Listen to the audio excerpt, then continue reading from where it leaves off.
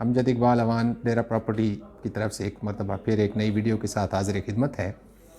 آج میں آپ کو بتاؤں گا کہ وثیقہ نویس اور عرضی نویس میں فرق کیا ہے، کیونکہ عام لوگوں کے علاوہ پڑھے لکھے لوگوں کو بھی یہ علم نہیں ہوتا،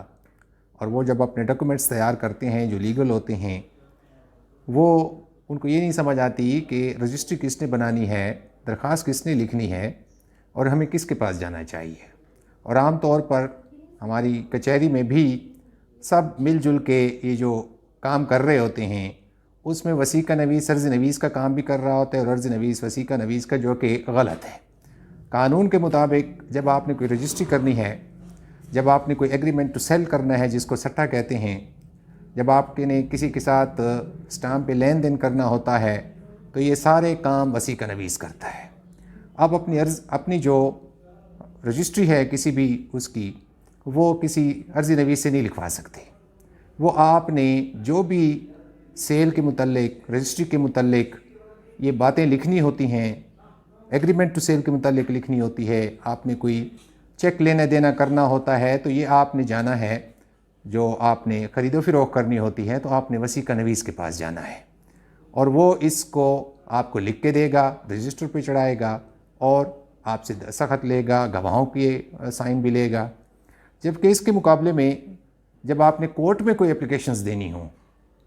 یعنی آپ کا کوئی کیس ہے، آپ حاضر نہیں ہو سکتے، آپ اپنی طرف سے کوئی مختار مقرر کرنا چاہتے ہیں، تو اس کے لیے آپ کو عرضی نویس کے پاس جانا جو اپلیکیشن دے گا۔ آپ نے کوئی دعویٰ لکھنا ہے، کوئی جواب دعویٰ دینا ہے، کوئی درخواست دینی ہے جو عدالت سے متعلق ہے،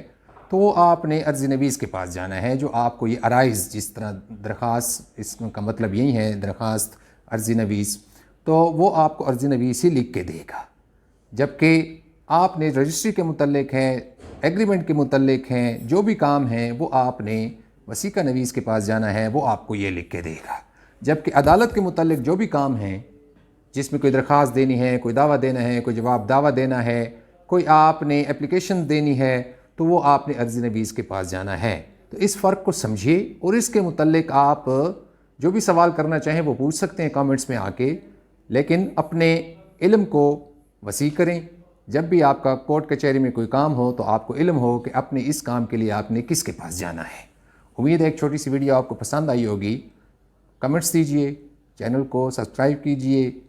اور ہماری حوصلہ افزائی کے لیے کمنٹس بھی کیجئے۔ اجازت چاہوں گا، اللہ نے کے بعد۔